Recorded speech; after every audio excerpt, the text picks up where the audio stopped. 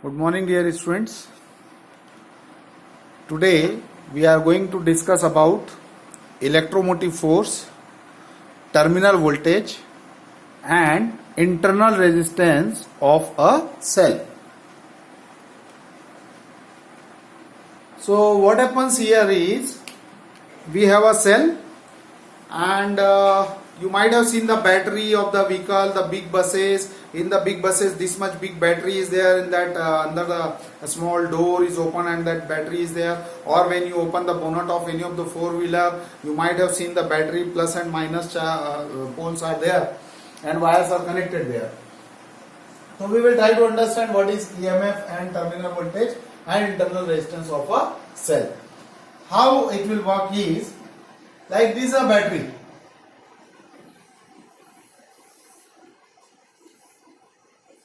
This is plus pole and this is minus pole.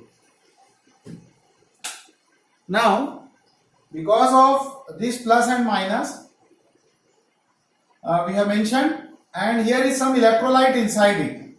What is this? Electrolyte. Now, when we have to move an electron round the circuit, the electron has to be taken throughout the circuit.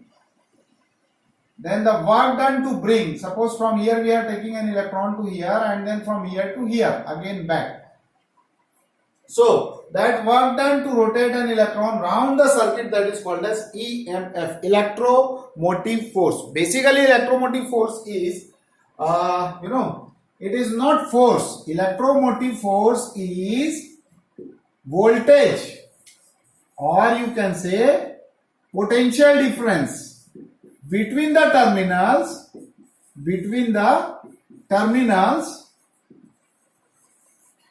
when the battery is in open circuit.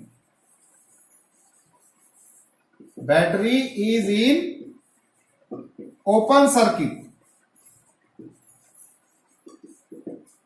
What is the meaning of this open circuit? When there is no current drawn from the battery. It means only the battery is there and we have connected the voltmeter across it. Then it gives me the EMF.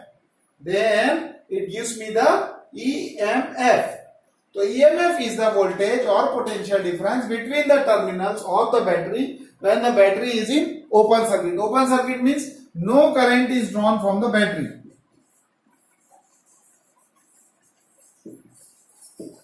Except for working of voltmeter drawn. No external resistance.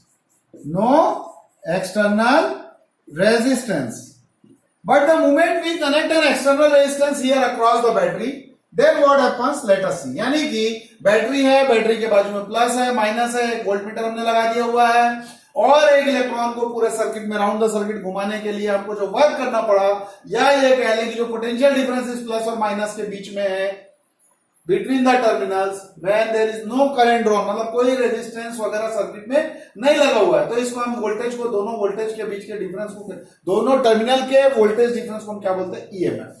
मगर यदि इसी में मैंने एक resistance लगा दिया, external resistance R लगा दिया मैंने, तो अब यह जो वोल्टेज मेजर करेगा, ये जो वोल्ट मीटर है, ये आर के अक्रॉस वोल्टेज मेजर करेगा, आर के अक्रॉस वोल्टेज मेजर करेगा और उस वोल्टेज को, जो कि ये दोनों पॉइंट ए और बी के बीच में एक्टिव है, हम बोलते हैं terminal voltage. What do we say? Terminal voltage. Terminal voltage is the PD मतलब पोटेंशियल डिफरेंस। दोनों टर्मिनल के बीच का पोटेंशियल डिफरेंस होता है जब रेजिस्टेंस वहां पे कनेक्टेड होता है, when potential difference between the two terminals of the battery,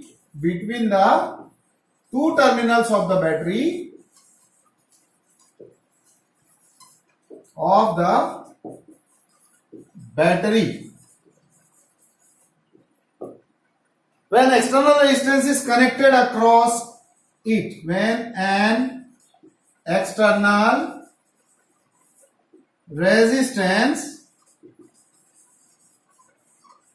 is connected across it,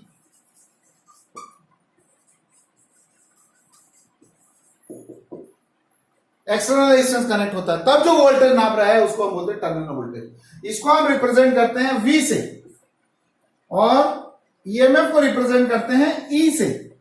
E is the total voltage you can say.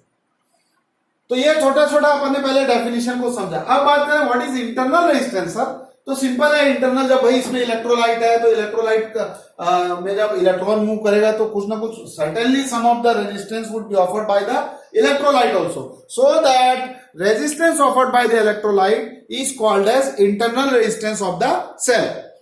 इसमें क्या होता है कि जो बैटरी है, बैटरी के अंदर जो इलेक्ट्रोलाइट है वो इलेक्ट्रोलाइट के अंदर का भी कुछ रेजिस्टेंस होता है, वो रेजिस्टेंस ही internal resistance of the cell कहलाता है। और ईएमएफ क्या हुआ, ईएमएफ तब हुआ जब सिर्फ वोल्ट मीटर कनेक्टेड हो तो जो वोल्टेज की रीडिंग आती है वो ईएमएफ कहलाता है। और टर्मिनल वोल्टेज क्या हुआ, terminal voltage is the potential difference when any of the external resistance is connected across it. यहां पे आप देख सकते हैं डायग्राम में सिर्फ वोल्ट मीटर कनेक्टेड है, ईएमएफ एक्सटर्नल रेजिस्टेंस कनेक्टेड है, then this volt meter is measuring the resistance across this resistance, terminal potential difference across this resistance, that is terminal voltage. इसको टर्मिनल वोल्टेज बोलते हैं, we बोलते हैं। कुछ resistance इस internal resistance के कारण, कुछ रेजिस्टेंस जो यहां अंदर है इंटरनल रेजिस्टेंस, इसके कारण यहां पे आई करंट फ्लो हो रहा है और आई इंटू आर के कारण यहां वोल्टेज ड्रॉप हो रहा है। V inside drop is V inside the battery is I into R. अब अपन थोड़ा सा इसके अलजेब्रा को समझें। What is that, total voltage E, then outer voltage V and V out and then V in. तो V आउट क्या निकला V और V इन क्या निकला IR। Now E minus V is equal to IR and I can write this I as V by R, Ohm's law। हमको मालूम है V by R is equal to I होता है by Ohm's law। Om uncle बता के गए अपने को कि V equal to IR होता है साहब।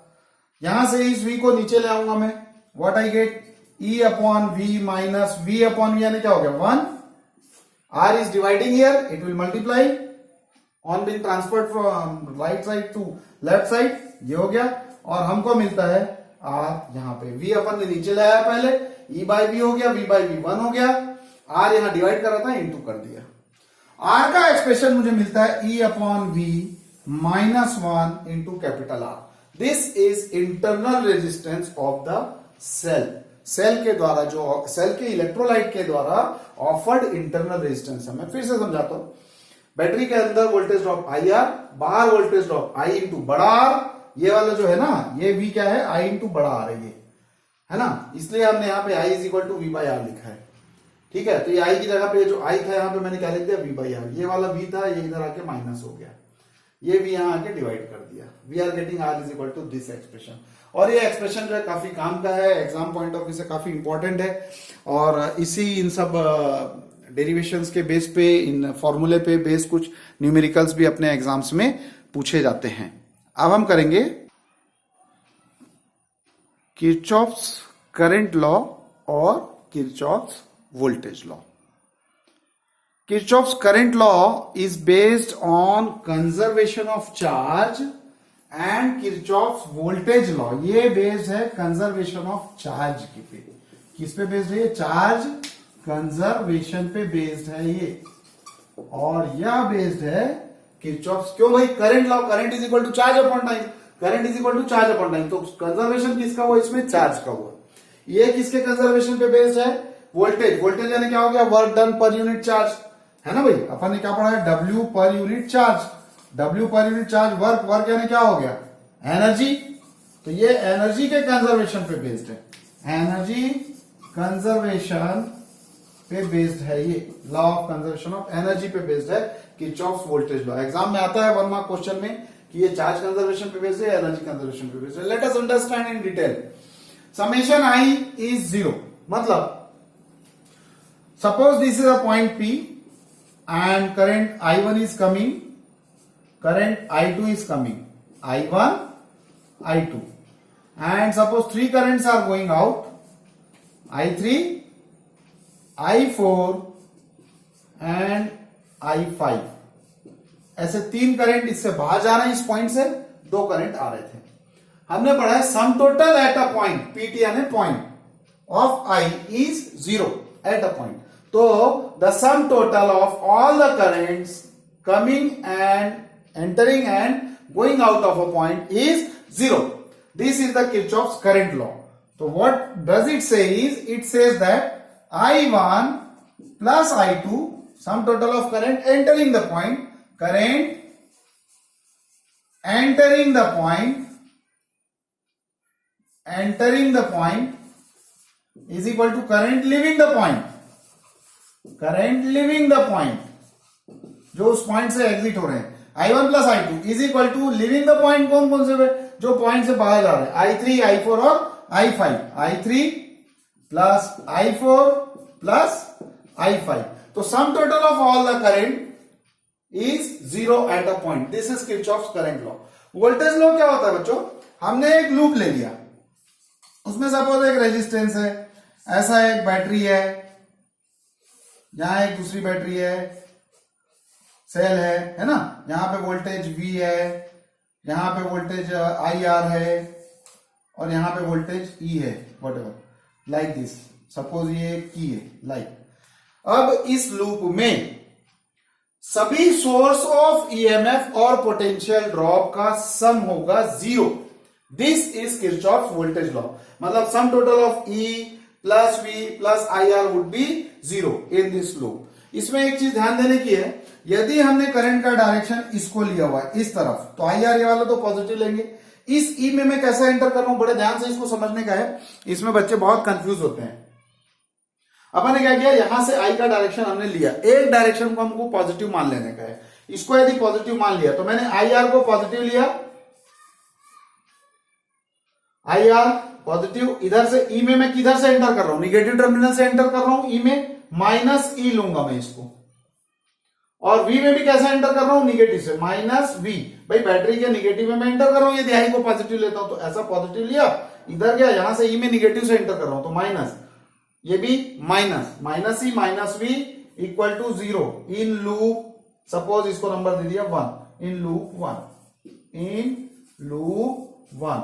इसी तरह से ऐसे लूप बना के हम ऐसे क्वेश्चंस को सॉल्व करते हैं, और ये बेसिस बनता है अपना वेट स्टोन ब्रिज का, मीटर ब्रिज का, और आपका पोटेंशियोमीटर में यही सब KCL और KVL को ही यूज कर करके हम लोग वेरियस प्रूफ्स और डेरिवेशंस मैथ्स के करंट इलेक्ट्रिसिटी से रिलेटेड निकालते हैं। फिर से मैं समझा दूं, Kirchhoff's voltage law, the sum total of all the potential differences and sources of EMF and voltages in a loop is 0। ये है Kirchhoff's voltage law. KVL is based on energy conservation, it is based on energy conservation, क्योंकि ये work है ना, work per unit charge, potential यानी work per unit charge, तो work क्या है, एनर्जी, एनर्जी के कंजर्वेशन पे बेस्ड है। ये याद रखने की इसकी ट्रिक है कि भाई Kirchhoff's voltage law is based on energy conservation, Kirchhoff's current law is based on charge conservation. ये चार्ज कंजर्वेशन और एनर्जी कंजर्वेशन पे बेस्ड क्वेश्चंस एग्जाम में आते हैं। अब हम करने जा रहे हैं व्हीटस्टोन ब्रिज में 4 रेजिस्टेंस हम ले लेते हैं। We take 4 resistances arranged as the 4 sides of a quadrilateral P, Q, R and S. These are galvanometer connected in between P and this point B and D. ये जो points हैं B और D अपने आप बता देते हैं, A, B, C and D. This is the battery. Now current starts to flow. Current I यहां से फ्लो हो रहा है, मैंने बैटरी लिया, एक की ले लिया, इट इज की के, है ना सब। यहां से करंट फ्लो होना चालू हुआ, ऐसा P से जाएगा, यहां Q से जाएगा, इधर से ऐसा ऐसा ऐसा ऐसा, इसमें अलग अलग फ्लो होगा। I में से मैंने सपोज ले लिया, यहां पे I1 मैंने ले लिया P के तरफ, I में से I1 चला गया P में। What is going to R, that is I minus I1. I minus I1 is going through R. इस I1 में से जो आगे जा रहा है IG, सपोज गैल्वेनोमीटर से जो करंट जा रहा है दैट इज सपोज IG, तो इधर Q में से कितना करंट गया, वो हो गया I1 माइनस IG, Q से जा रहा है। यहां से दोनों करंट जब आएंगे, आई जी इधर आया नीचे and this current I minus I one, both of this club together and they go this side and what do we get here, I minus I one plus I G, S से जा रहे हैं इधर, this way they are going and at last what we are getting, again see, ये I one minus, ये I one plus, ये I G minus, ये I G plus, cancel, total is I we are getting, I साहब enter किया था, आई साहब बाहर निकला, ठीक है। Taking the loops, taking the loop, loop one और लूप टू हम इसमें ले लेते हैं, loop one and loop to.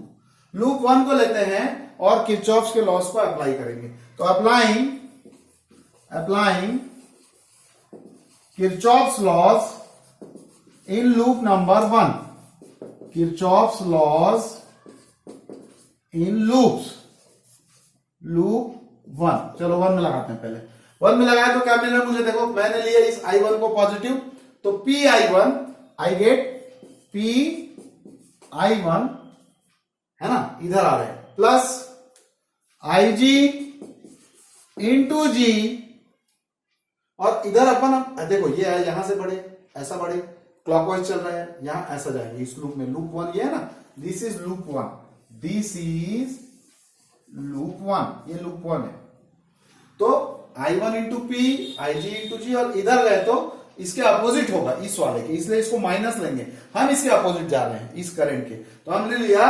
Minus I one into R is equal to zero, equation number one. In loop number two, for loop two क्या मिलेगा अपने को देखें जरा, लूप टू में मिलेगा I one minus I G into Q, I one minus I G into Q, इधर तो इधर देखो इसको प्लस लिया मैंने, दिस वी आर अपोजिंग, ये जो करंट है एस में it is going this side but we are coming opposite to that, so we will take it negative, minus ये पूरा निगेटिव लूंगा, I minus I one plus I G into S, और इधर गया, ये loop to ये वाला है पूरा, यहां से चले ये लूप टू है, तो उल्टा जाऊंगा, minus I G into G, minus I G into G is equal to zero, ये मेरा बन गया equation number two.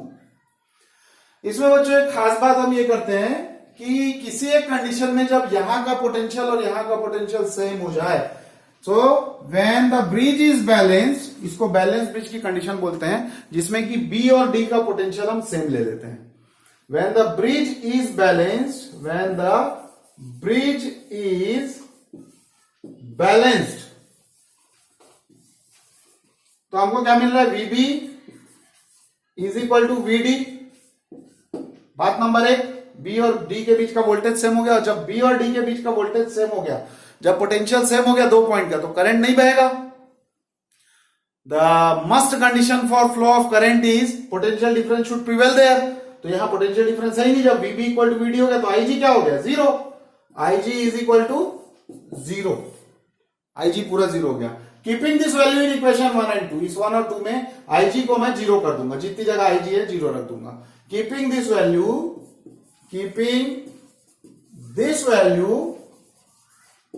in equation 1 and 2, what do we get, pi1 plus ये पूरा जीरो हो गया, minus I one into R equal to zero, ये हो गया, और ये क्या देगा, I one I G is zero into Q I one minus I one, और ये I G zero into S, I G फिर zero is equal to zero, लिख लिया साहब, इक्वेशन नंबर क्या बन गया, 3 and 4। अब हम इनको राइट हैंड साइड पे ट्रांसफर कर देंगे, तो हमको क्या मिलता है, we get P I one, now pi1 is equal to I minus I1 into R equation number 5, और ये क्या देगा, QI1 is equal to I minus I1 into S. ये हो गया इक्वेशन नंबर 6। बच्चों इसमें जब हम इसको डिवाइड कर दें 5 को 6 से, तो क्या होता है, डिवाइड करके देखते हैं। देखो ये I1 कैंसिल हो जाएगा, P बाई Q मिलेगा। तो what do we get, on dividing equation 5 by equation 6, we get, what do we get? We get P upon Q is equal to, ये कैंसल, I माइनस I1, और इसके नीचे में फिर अपॉन एस करके I minus I1 into S, ये cancel, क्या मिल गया, R upon S. And this is the condition for Wheatstone bridge. Wheatstone bridge की यही कंडीशन हमें डिराइव करनी रहती है। एग्जाम में ये क्वेश्चन आता है और इसको डिराइव करना पूछा जाता है। आपको करंट I लेके चलना है, I में से I1 इधर निकाल देना है, जो बचा I माइनस I1 यहां आ गया, I माइनस I1 इधर गया, तो इधर से IG से ऐड होके इधर आ गया ये। अच्छा, I1 का IG पोर्शन नीचे गया, तो बचा I1 माइनस IG Q से गया। लूप रूल लगा दिया, this into this, this into this, और ये अपोजिट हो रहा था तो माइनस I1 इंटू आर, ऐसा। और इसको दोनों को हमने क्या किया, IG को 0 कर लिया, ब्रिज को बैलेंस कर दिया। ये कंडीशन इसमें बिल्कुल याद रखने की है। तो इसका स्टेप ऑफ डेरिवेशन क्या रहा, सबसे पहले तो लूप बनाने का, करंट अपने हिसाब से लेने का, करंट को डिवाइड करने का, करंट को डिवाइड करने के बाद में IG को 0 रखना है, ब्रिज को बैलेंस करना है, ब्रिज को बैलेंस करने के बाद उसको राइट हैंड साइड में ले जाके जो दूसरी टर्म है डिवाइड कर देना, आपको P by Q is equal to R upon S मिल जाएगा। तो ये बच्चों रहा व्हीटस्टोन ब्रिज, और एग्जाम में ये आता है, बहुत अच्छे से इसकी तैयारी करना है, बहुत अच्छे से इसको लिख के प्रैक्टिस भी कर लेना है। ये शॉर्टकट मेथड है, शॉर्टकट है प्लस साथ में काफी इलस्ट्रेटिव है, तो आप लोगों को काफी बेनिफिशियल रहेगा ये मेथड। इसके बाद की क्लास में हम जो डिस्कस करेंगे वो हम डिस्कस करेंगे मीटर ब्रिज में व्हीटस्टोन ब्रिज का प्रिंसिपल का यूज करना, और पोटेंशियोमीटर में व्हीटस्टोन ब्रिज के प्रिंसिपल का यूज करना। I request each one of you of class 12th students preparing for JEE and NEET also to subscribe। नीचे दिए गए सब्सक्राइब बटन को आप लोग क्लिक करें और सब्सक्राइब करें, बाजू में दिए गए बेल आइकन को दबा के आप लोग उसको भी पुश करें, so that my all the videos will be coming into your notifications. Like करें मेरे वीडियोस को, शेयर करें अपने फ्रेंड्स के साथ, जो देश भर में जो बच्चे आपके फ्रेंड्स हैं 12th वाले और जेई और नीट की जो तैयारी कर रहे हैं उनसे शेयर करते रहे, so that I am also getting energise after seeing your participation and support from you and encouragement from you. So subscribe, like and share. Thank you.